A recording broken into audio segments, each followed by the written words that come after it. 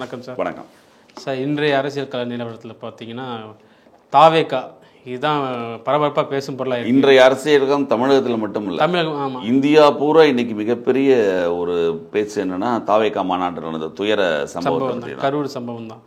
இதோட பின்னணி இப்போ பார்த்தீங்கன்னா இது வந்து திமுக தான் செஞ்சிருக்குன்ற சமூக வலைதளத்தில் நிறைய பேர் பேசிட்டு இருக்காங்க. சமூக வலைதளத்தில் 1000 பேசலாம், அதெல்லாம் நீங்க நம்பி நம்ம பேச முடியாது. பொதுவாக நடந்தது என்ன அப்படின்னு பார்க்குறோம் அப்படின்னா, இதுல அந்த துயர சம்பவத்துக்காரம் 2-3 காரணங்கள் சொல்றாங்க. ஆரம்பத்தில் சொல்றேன், இவ்வளவு கூட்டம் வரும் அப்படின்னு தெரிஞ்சு சரியான பாதுகாப்பு இல்லை அப்படின்னு சொல்றாங்க. ஆனா அவங்க 2 தரப்புலையும் சொல்லப்படுது.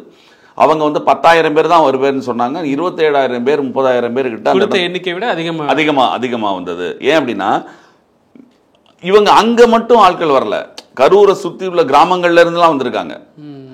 அந்த கரூர் எந்தெந்த கிராமங்கள் இருக்கோ விஜய் இவரை நடிகர் பார்க்கறதுக்கு, விஜயை பார்க்கறதுக்காக வந்திருக்காங்க. அது மாதிரி நேரம் பார்த்தீங்கன்னா கொஞ்சம் ஈவினிங் டைம், எல்லாம் வேலை முடிச்சு வேலை முடிச்செல்லாம் வந்து. அதாவது இந்த விஷயத்துல நடக்கிறது என்ன அப்படின்னா, நம்ம 2-3 பிரிக்கணும். இதுல இந்த தவறு நடந்ததுல ஒண்ணு, இவங்க அந்த இடத்தை செலக்ட் பண்ணி கொடுத்தது ஒரு தவறுன்னு சொல்றாங்க. ஏன்னா நமக்கு கரூர்ல அந்த இடம் அப்படின்னு நமக்கு தெரியாது. நான் நடந்த இடம் எப்படி அவங்க சொல்றதுதான் நமக்கு தெரியும். நம்ம சொல்றது கேட்டோம், அந்த ரவுண்டானா பகுதிக்கு ஏன் தரலங்கிறதுக்கு அவங்க 2-3 காரணங்கள் காவல்துறை தரப்புலன்னு சொல்றாங்க. இவங்க அது இல்ல கொடுத்திருந்தால் சரியா இருந்திருக்கும்னு சொல்லி இந்த வேலாயுதபுரமா அந்த இடத்துல வேலிசாமிபுரமா அப்படின்னு அந்த இடத்துக்கு கொடுத்ததா சொல்றாங்க. நம்ம பார்த்த வரைக்கும் இந்த 2 இடம் குறுகலான இடம். நம்ம இவங்களோட எண்ணிக்கை அந்த இடத்தோட கெப்பாசிட்டி 5,000 to 10,000 பேர் தான் மொத்த கெப்பாசிட்டின்னு சொல்றாங்க. அந்த இடத்தோட இன்னொரு இது பாத்தீங்கன்னா சார், எங்கிட்டுமே வெளியே போக முடியாது. அங்கிட்டு உள்ள வர முடியும், இல்லாட்டி இந்த சைடுல எங்கிட்டு பிரிஞ்சு போறாங்க. பார்ட்டிஷன் நடுவில் உங்களுக்கு இது இருக்கு இல்லையா, அதெல்லாம் சைடுல வந்து இந்த சாக்கடையோட இது பள்ளம் போயிட்டு இருக்கு. அதான் அது எல்லாமே லோக்கல் ஆட்கள் தான் கிளியர் பண்ணிருக்கணும். இங்கேருந்து வரவங்களுக்கு யாருக்கும் தெரியும். விஜய் அவர்களுக்கு அங்க என்ன பொசிஷன் இருக்குன்னு தெரியாது. லோக்கல் அங்கே யார் பர்மிஷன் வாங்கினாங்களோ, அவங்க பர்மிஷன் கேட்டாங்களோ அவங்களுக்கு தான் தெரியும். அதே மாதிரி பர்மிஷன் கொடுத்தவங்களுக்கும் தெரியணும். அந்த இடத்துல காவல்துறை சொல்றாங்க, நாங்கள் இந்த இடத்துல பர்மிஷன் ஏன் அப்படின்னா, இவங்க சொன்னது 10,000 பேர் தான் சொன்னாங்க. அந்த ரவுண்டானா கிட்ட ரொம்ப க்ரௌட் எங்களால் கண்ட்ரோல் பண்ண முடியாங்கிறதுக்காக இந்த இடத்த கொடுத்தா அவங்க ஏற்றுக்கிட்டு இப்போ வாங்கிட்டாங்க அப்படின்னு சொல்றாங்க. இன்னொரு காரணம் சொன்னாங்களே, இதுக்கு முன்னாடி ஒரு தேசிய கட்சி அதிமுக எடப்பாடி அதுக்கு எடப்பாடி பண்ணாரு. ஆனா அந்த கூட்டத்தை 12 டிஃபரன்ஸ் இருக்கு. அதிமுகவுக்கு வந்த கூட்டமும் விஜய்க்கு வர கூட்டம் நம்ம கண்ணால ஒவ்வொரு பார்த்துட்டு இருக்கோம். இளைஞர்கள் கூட்டம் அதிகமா இருக்கு, ரசிகர்கள் தான் தொண்டர்கள் கூட்டம் அதிகமா இருக்கு. அவங்க ஒரு அளவுக்கு மேல கண்ட்ரோல் பண்ணவே முடியல. அந்த வீடியோ பார்த்தீங்கன்னா தெரியும் சார், அப்படியே கடல் அலை மாதிரி அப்படி தள்ளுறது. அந்த இது பார்த்தீங்கன்னா நீங்க முதல்ல பொதுவாகவே இளைஞர் கூட்டம் அங்கே அதிகம் நமக்கு தெரிஞ்சிருச்சுல. அவங்க ஒரு கட்சி தொண்டரா ஒரு வயசானவங்களை கூட்டத்தை விட இளைஞர்கள் கூட்டம் அதிகம். அவங்க சொல்றதை கேட்க மாட்டேங்கிறாங்க. ஏன் நம்ம பல மீட்டிங்ல ஒரு புசியானது கீழே இறங்குடா, கீழே இறங்கு, கரண்ட்டுக்கு பக்கத்துல அப்படின்னு சொல்றாரு. யாரும் கேட்க மாட்டேங்கிறாங்க. இந்த ரூல்ஸ் தான் இருக்கு அப்படின்னா அவங்க ஃபாலோ பண்ண மாட்டேன்றாங்க. அது ஒண்ணு. இன்னொன்னு, அதான் பாதுகாப்பு குறைபாடு ஒரு காரணம். அது நமக்கே தெரியுது. அது அவங்க குற்றம் சாட்டுறது இடம் பாதுகாப்பு குறைபாடு ஒரு காரணம்னு இது பொதுவான குற்றச்சாட்டு. இப்ப சிபிஐ விசாரணை கேட்டிருக்காங்க. ஒரு நபர் கமிஷன் அமைச்சிருக்காங்க அருணாச்சலம் அவங்க தலைமையில. ஒரு நபர் கமிஷன் மேல அவளுக்கு மிகப்பெரிய யாருக்கும் நம்பிக்கை வர்றதுக்கான வாய்ப்பு இல்லை. அவங்க தீவிரமா 2ஆம் நாளும் விசாரிச்சுக்கிட்டு இருக்காங்க இன்னைக்கு. ஆனா ஏற்கனவே தூத்துக்குடி ஸ்டெர்லைட்ல துப்பாக்கி சொல்லி பத்தி அதை விசாரிச்சாங்க. அந்த கமிஷன் ரிசல்ட் என்னாச்சுன்னு அறிக்கை கொடுத்துட்டாங்க, அது வெளியிடல. அதனால இதுல என்ன ஆக போகுதுன்னு நமக்கு தெரியல. இந்த ஒரு நபர் கமிஷன் இது வந்து தமிழக அரசுக்கு சாதகமா இருக்குமா, இல்ல நடந்த சம்பவத்திற்கு அதாவது உடனடியாக அப்பாயின்ட் பண்ணது தமிழ்நாடு கவர்மெண்ட்.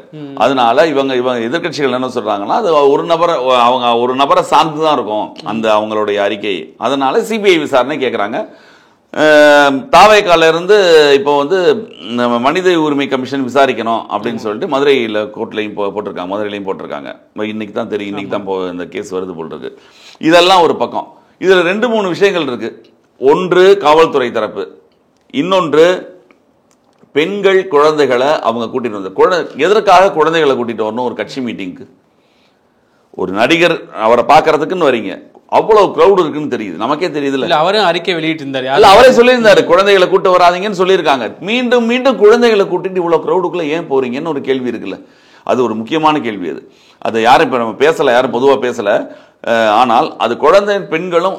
தமிழக அரசு மேல, காவல்துறை மேல, விஜய் கட்சி மேல தப்புகள் இருந்தாலும் மக்கள் மீது தவறு இருக்கு. மக்கள் மீது தவறு இருக்கு கண்டிப்பா. நீங்க இந்த கிரௌட்ல போய் அவரை பார்க்கணும்னு அவசியமே கிடையாது. எந்த காலத்துல இருக்கீங்க? முந்தைய வந்து திரையில மட்டும் பார்த்த எம்ஜிஆர் சிவாஜி காலமா இது? கையில் சோஷியல் மீடியா கையில் எல்லாம் எல்லா கிராமத்தில் இருக்கிறவங்க வரைக்கும் எல்லாருமே கையில் ஃபோன் வச்சுருக்கீங்க. நீங்கள் ஃபோனில் உட்காந்து பார்க்க வேண்டியதானே?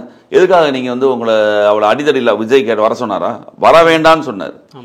அதையும் மீறி நீங்கள் போனீங்க. போய் சின்ன சின்ன குழந்தைகளை கூட்டமே என்ன அர்த்தம்? அது அவ்வளோ க்ரௌடு வரும்னு தெரியுதுல்ல, அது ஒன்று. இவங்க மேலே தப்பு. இன்னொரு தப்பு என்னன்னா, இவங்க சரிவராத திட்டமிடாதது தாவேகா கட்சியில். இவங்க காலையில் 8:45 நாமக்கல்னு சொல்றாங்க. இவர் 8:45 தான் சென்னையில் ஃபிளைட் ஏறாருன்றாங்க. ஸோ அந்த கேப் அந்த டைம் இருக்கு இல்லையா, அங்கேருந்து அவர் வந்து திருச்சி வந்து திருச்சியிலேருந்து கரூருக்கு அந்த பஸ்ஸில் பயணமாகி இந்த கூட்டத்துக்கு நடுவில் வந்து வர்றதுக்கு அவ்வளவு தாமதமாயிருது. அப்போ 2 மணிக்கு கரூர்னு சொல்லியிருக்காங்க. 2 மணின்னு சொன்னது இவர் இங்கே தாமதமானதுனால இங்கே தாமதமாகுது.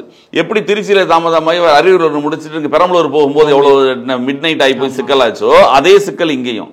இவங்களால நேரத்தை சரியாக செயல்படுத்த முடியல. அது ஒரு தப்பு. ஏன் அப்படின்னா அந்த மக்கள் நீங்க யோசிச்சு பாருங்களேன், 12 மணி அப்படின்னு ஒன்னே 11-10:30 மணிலேருந்து பார்க்கக்கூடிய ஆவலில் வந்துடுறாங்க. காலையிலேருந்தே நிர்வாகிகள் எல்லாம் அங்க இருக்க நிர்வாகிகள்லாம் கூட்டத்தை காமிக்கணும், அவங்களும் வந்து நிற்பாங்க. யாரும் பணம் கொடுத்து வந்த கூட்டம் கிடையாது, சாதாரண அவங்களா வந்த கூட்டம் தான், தானாக வந்த கூட்டம் தான், ஒத்துக்குவோம், அதுல எந்த வித தவறும் கிடையாது. ஆனா நீங்க இவ்வளவு கூட்டம் கூறுற இடத்துல வெயில் நேரத்துல குழந்தைகளையும் கூட்டிட்டு உள்ள நின்ட்டீங்கன்னா 11, 12, 12, 1, 2 மணிக்கெல்லாம் வெளியில இருந்து கூட்டம் சேர்ந்துகிட்டே இருக்கும். அப்ப உள்ள இருக்கிறவங்க வெளியே போக முடியாது. அது வேலை முடிஞ்சு வர டைம் வேற 7 மணினா எல்லாம் உள்ள வந்துருப்பாங்க. இல்ல அதான் நீங்க 12 மணிக்கு நீங்க உள்ள போயிட்டீங்க, கூட்டத்துக்கு நடுவில் உள்ள போயிட்டீங்க. பின்னால வர ஆளுகள்லாம் 12:15, 1, 1:30 பின்னால ஆளுகள்லாம் வந்து சேர்ந்துக்கிட்டே இருக்கும்போது இந்த பின்னால இருந்தவங்க முன்னால போய் மாட்டிக்கிடுவாங்க. அவங்களால வெளியில வர முடியாது, சாப்பாடாக வெளியே வர முடியாது, தண்ணி குடிக்க வெளியே வர முடியாது.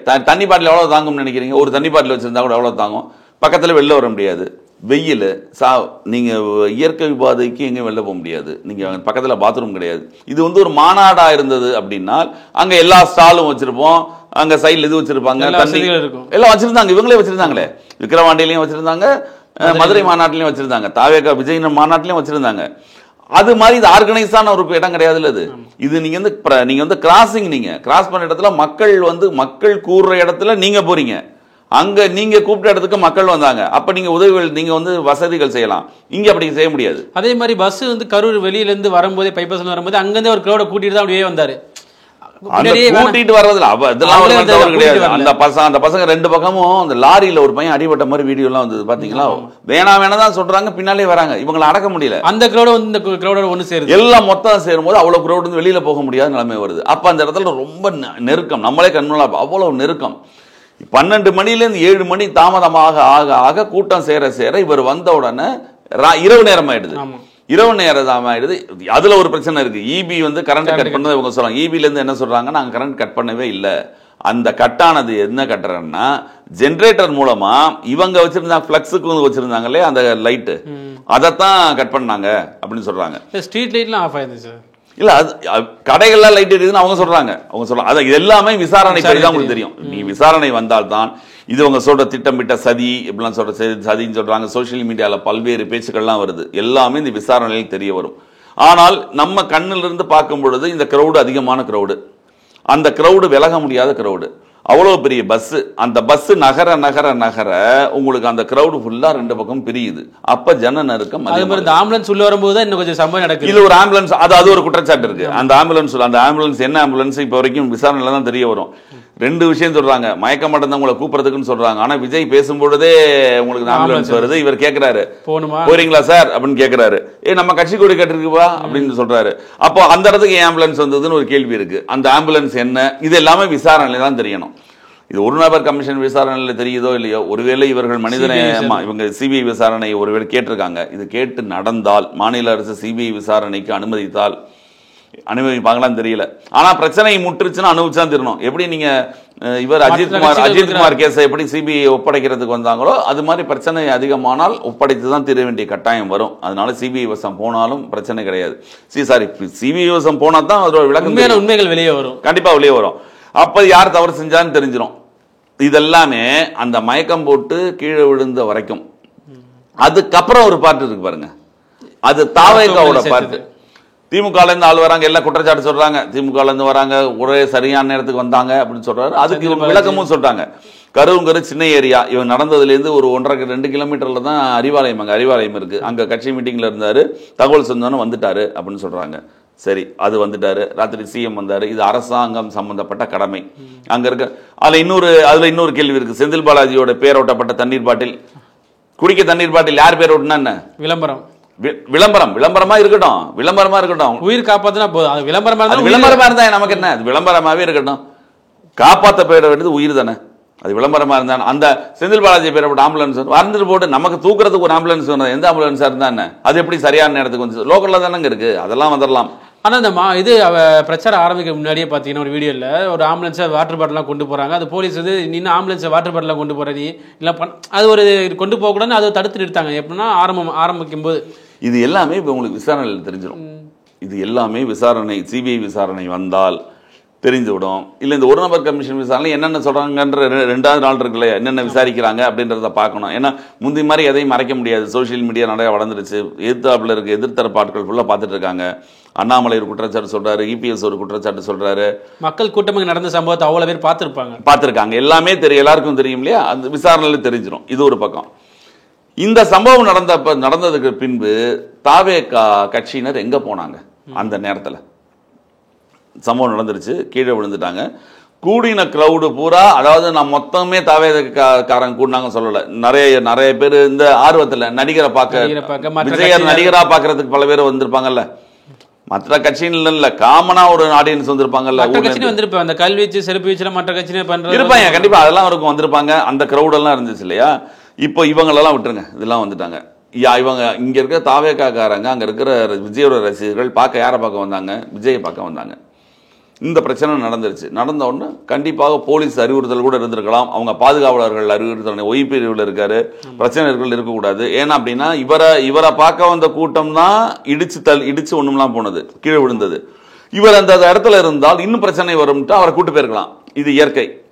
ஆனா பிரச்சனை வர்றது யாருக்காக கூட்டம் கூடுது? விஜய்க்கு. அவரை இங்கிருந்து கூட்டு போனது சரி அப்படின்ற பக்கம் கூட வச்சுக்குவோம். அவர் இன்னைக்கு வரைக்கும் போய் பார்க்கலன்னு சொல்றேன், இப்போ வரைக்கும் பார்க்கல. இன்னைக்கு இனிமேல் நாளைக்கு கூட, இன்னைக்கு இரவோ நாளை காலைல கூட போய் பார்க்கலாம். அதெல்லாம் ரெண்டாவது விஷயம். அவர் வீட்டுக்குள்ள வீட்டுல வெளியே வந்துட்டாரு. அல்ல, காவல்துறை பாதுகாப்பு இருக்கு, மீடியா பாதுகாப்பு இருக்கும், கேமராவோட இருக்காங்களே, கதவை திறந்ததுலேயே ஃபாலோ பண்ணிட்டே இருக்காங்க. இது ஒரு தனி டாபிக், அது கண்டிப்பாக பேசக்கூடிய டாபிக் அது. ஆனா அப்ப விஜயை பாதுகாப்பு கூட்டு போயிட்டாங்க. அவர் மேல இதுலயே பல்வேறு விமர்சனங்கள் இருக்கு. நம்ம எப்படி கூட எடுத்துக்குவோம், பாதுகாப்பு காரணங்களுக்கு ஓய் பிரிவில் இருக்கிறவங்க அவங்க சொல்றதான் கேட்கணும் அப்படின்னு சொல்லி கூட்டு போயிட்டாங்க. ரைட், அது இருக்கு. அங்க இருக்கக்கூடிய மற்ற நிர்வாகிகள் இருக்காங்கல்ல, அவங்க என்ன பண்ணாங்க? புசி ஆனந்துக்கும் நிர்மல் குமாருக்கும் இந்த ராஜ்மோகன் இவங்களுக்கும் கூட்டம் வந்து அவங்கள பார்க்க அடிச்சு பிடிச்சு போறாங்களா? இல்ல, இவரை சேஃப்டி அனுப்பிச்சு விட்டாங்கல்ல. அந்த இடத்துல இருந்து இந்த எல்லாரையும் காப்பாற்ற விஜய் அவர்கள் வந்து கள்ளச்சாராயத்தை இதுக்கு செத்தவங்களுக்கே அவர் போயிருந்தார்ல, ஹாஸ்பிட்டலே போயிருந்தாரு. இப்ப இவரோட இது நடக்குதுன்னா இவர் கண்டிப்பா போயிருக்குது. கண்டிப்பா ஒரு கேள்வி அதுக்கு ஒரு பதில் சொல்றாங்க. அவரை பார்த்தா கூட்டம் வரும். ஏன் நீங்க அஜித் வீட்டுக்கு போனாரு சிவகங்கையில, திருப்புவனத்துல 20,000 ரூபாய் போனார்ல, நீங்க கூட்டம் வரும் அப்படின்னு நினைச்சு பண்ணீங்க. நீங்க அரசியல் பண்ணாதீங்கன்றேன். நான் வீட்டை விட்டு வெளில வருவேன், வெளில வந்தா என்ன கூட்டம் வந்துருதுங்க, நான் வீட்டுக்குள்ளே இருந்துக்கிறேன். அப்புறம் எதுக்கு நீங்க அரசியல் ஆகுறீங்க? நீங்க நடிகராகவே இருந்துட்டீங்கன்னா பிரச்சனையே கிடையாது. இந்த விமர்சனங்கள் வரதுனால தான் இவரெல்லாம் ஒவ்வொரு டிஸ்ட்ரிக்டும் போறாரு. இப்போ இதுலயே போறதுல பிரச்சனை வருது. இப்போ அடுத்த கட்ட நீங்க மீடியா ஹைப் ஜாஸ்தி உங்களுக்கு இருக்கு, அது ஒத்துக்கிறோம், உங்களுக்கு இருக்கு. உங்களை பார்த்தா கூட்டம் கூடுது, நீங்க வந்தா பிரச்சனை வரும். அப்ப உங்களால எப்படி நீங்க ஆட்சியில் இருக்க முடியும்னு கேட்கிறேன். ஒரு கேள்வி. உங்களை பார்த்தா கூட்டம் வருது, உங்களால மக்களை சந்திக்கிறது சிக்கல். நீங்க மக்களை சந்திச்சா மக்களுக்கு சிக்கலாகுது. அப்படிங்கும் போது நீங்க எப்படி தொடர்ந்து பயணிப்பீங்க அரசியல்ல? ஐயா நல்ல கண்ணு போன்ற பயணித்தவர்கள் அரசியல் அது. பல பேர் ரோட்ல இருந்து கஷ்டப்பட்டு போராட்டம் பண்ற அரசியல் இன்னைக்கு மாறி. என்னதான் இன்னொரு இது விமர்சனம் என்னன்னா, விஜய் களத்துக்கு வர ஆசைப்பட்டாலும் வந்து ஆளும் கட்சியோ எதிர்கட்சியா இருக்கிற மற்ற கட்சி பண்ணுவாங்க. அது வந்து பிரச்சனை. இது அரசியல் சகஜம் தான். இது மாதிரி சந்திச்சு யாரையும் ஒத்துக்குவாங்களா? இப்ப திமுக ஆட்சியில் இருக்கு, அதிமுக வரவிடாததுக்கு என்னென்ன முயற்சி பண்ணுவோம். விஜய் அடுத்த நடவடிக்கை என்ன பண்ணணும்? இந்த இதுல விஜய் அடுத்த கட்ட நடவடிக்கை முதல்ல அவர் அரசியல் புரிஞ்சுக்கணும். அவங்க யாரும் அரசியல் புரிஞ்சுக்கல. அவர் சினிமா நடிகரா விட்டு அரசியல்வாதியா மாறுறதுக்கான வாய்ப்புகள் ரொம்ப இப்போதைக்கு தெரியல. என்ன அப்படின்னா, இந்த பிரச்சனைக்கு காரணமே இன்னொன்னு முக்கியமாக இவங்க திட்டமிடல் ஏன் தப்பு அப்படின்னா அனுபவம். ஆமா, அனுபவம் இல்லாத ஒரு காரணத்தினால் திட்டமிடுதல் சரியாக இல்லை. நீங்க கம்ப்யூட்டரை வச்சுக்கிட்டு ஆதவ ஒரிஜினாவையும் நீங்க வந்து வார் ரூமையும் வச்சுக்கிட்டு ஐடி விங்க வச்சுட்டு ஒருத்தர் வந்து ஜெயிக்கணும், விஜய் மட்டும் ஒருத்தரை வச்சு ஜெயிக்கணும் அப்படிங்கிறது நடக்காது. அமைப்பு ரீதியாக பலம் இல்லை அப்படிங்கிறது இப்ப புரியுதா? ஒரு இடத்துல பிரச்சனை நடந்துருச்சு. ஒரு எக்ஸாம்பிள் சொல்றீங்க கேளுங்களேன். உதாரணத்துக்கு பாமகல வந்து ஒரு கூட்டம், எக்ஸாம்பிள் சொன்னேன், பாமக ஒரு கூட்டம் நடத்துறாங்க, பயங்கர இதே மாதிரி கிரௌடு, திண்டிவனத்திலே விழுப்புரத்து நடத்துறாங்க, அதே மாதிரி கூட்டம் வந்துருச்சு, மயங்கி விழுறாங்க, சிக்கலாகுது. அந்த இடத்துல அவங்கள யார் காப்பாத்துவா? சரி, ராமதாஸ் ஐயாவையோ அன்புமணி அவங்க யார் கூட்டமோ இருந்தாலும் 2 பேரையும் நீங்க முதல்ல பாதுகாப்பாருங்க, அனுப்பிச்சு விடுறது இயற்கை. அடுத்த கட்ட தலைவர்கள் இருக்காங்கல்ல, ஜி.கே. மணியில இருந்து அடுத்தவங்க எல்லாம் அவங்களோட அந்த மாவட்ட செயலாளர், அந்த ஒன்றிய செயலாளர், நகர எல்லாம் சுத்தி நின்று எல்லாத்தையும் கிளியர் பண்ணி அவங்கள முதல்ல காப்பாத்துறதெல்லாம் முதல்ல இதோட இல்ல, அவங்களோட சேர்ந்து, நான் பாமக எக்ஸாம்பிள் சொல்றேன், அவங்களோடு சேர்ந்து காவல்துறையும் பண்ணோம், அவங்களோட சேர்ந்து மற்றவங்களாம் உதவி பண்ணுவாங்க. ஆனால் அங்கிருந்து நீங்க செந்தில் பாலாஜி வந்தோம், அரசாங்க தரப்பு சிஎம் வந்தோம், மறுநாள் டெப்டி சிஎம் வந்தோம், அண்ணாமலை வந்தோம், சீமான் வந்தோம், இவ்வளவு பார்க்கிற வரைக்கும் எந்த தாவே கட்சிக்காரங்களையும் அங்க காணும்னா இவங்களுக்கு என்ன பொறுப்பு இருக்குன்னு கேட்கிறேன். இது கேட்கறது சரிதானே? சரிதான். உங்களுக்கு என்ன பொறுப்பு இருக்கு? விஜய் விட்டுருங்க, எங்க மாவட்ட செயலாளர், மாவட்ட செயலாளர் வழக்கு பஞ்சம் ஓடுறதா? 1000 வழக்கு பார்த்தாங்க உள்ள வரணும் அரசியல்ல. மாவட்ட செயலாளர் தலைமறைவு. புஸ்ரி ஆனந்த் ஒரு 2 நாளா எங்க போனாரு? விஜய் சுத்தி சுத்தி வருவார்ல, பிரச்சனை நடந்ததுல ஒரு பேச வரைக்கும் பாத்துறீங்களா? வெளியில. இப்போ 2 நாளா எங்க போனாங்க? செய்தி தொடர்பாளர் எங்க போனாங்க? அங்க இருந்த ஒன்றிய செயலாளர் எங்க போனாங்க? மாவட்ட செயலாளர் எங்க போனாங்க? நகர செயலாளர் எங்க போனாங்க? வட்ட செயலாளர் எங்க போனாங்க? அப்ப உங்களுக்கு அமைப்பே இல்லை. அமைப்பு ரீதியாக பலம் இல்லாத கட்சின்னு உங்களுக்கு புரியுதா? இப்போ அனுபவம், அரசியல் ரீதியாக உங்களுக்கு அனுபவம் இல்ல, அந்த கட்சி அனுபவம் இல்ல.